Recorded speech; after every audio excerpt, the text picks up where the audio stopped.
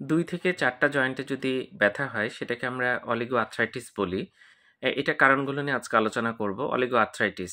তাহলে 2 টা থেকে 4 টা জয়েন্টে যদি ব্যথা হয় সেটাকে আমরা অলিগো আর্থ্রাইটিস বলি।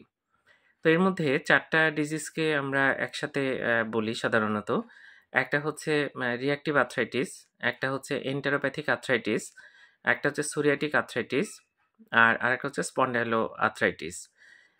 এই অ্যাঙ্কালোজিং স্পন্ডিলাইটিস। তো এই 4 টা অসুখ কিন্তু আগে বলা উচিত। তাহলে অ্যাঙ্কালোজিং স্পন্ডিলাইটিস এটা সাধারণত 2nd এবং 3rd ডিকেডে হয় এবং মেল বা ছেলেদের বেশি হয়। এটা মনে রাখতে হবে। Ankylosing spondylitis. তাহলে এটা 2nd এবং 3rd ডিকেডে হবে এবং ছেলেদের বেশি হবে। আর এন্টেরোপ্যাথিক আর্থ্রাইটিস এখানে হচ্ছে যে ক্রনস ডিজিজ বা আলসারেটিভ কোলাইটিস থাকে, অর্থাৎ ব্লাডি ডায়রিয়া থাকে, তার সাথে যদি আর্থ্রাইটিস থাকে সেটাকে আমরা তখন অলিগো আর্থ্রাইটিস কিন্তু হতে পারে। 2 টা থেকে 4 টা জয়েন্ট ইনভলভড হতে পারে। এটা মাথায় রাখতে হবে। সোরিয়াসিস একটা কমন স্কিন ডিজিজ এবং এখান থেকে কিন্তু আর্থ্রাইটিসও হয়। অনেক সময় দেখা যাচ্ছে স্কিনে কোনো প্রবলেম নাই। আগে আর্থ্রাইটিস দিয়ে শুরু হতে পারে এই ডিজিজটা। এটা মনে রাখতে হবে। রিঅ্যাক্টিভ আর্থ্রাইটিস যেটা এটাও পাওয়া যায়।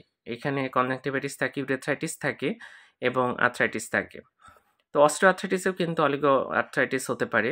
অস্টিও আর্থ্রাইটিস এটা মাথায় রাখতে হবে। আবার অনেক সময় যে পলি আর্থ্রাইটিস থাকে সেগুলোও কিন্তু অলিগো আর্থ্রাইটিস নিয়ে প্রেজেন্ট করতে পারে। আশা করি নিশ্চয়ই তোমরা অলিগো আর্থ্রাইটিসের কজ বা কারণ যদি রিটেন বা ভাইভাতে জিজ্ঞাসা করে নিশ্চয়ই বলতে পারবা। ধন্যবাদ সবাইকে।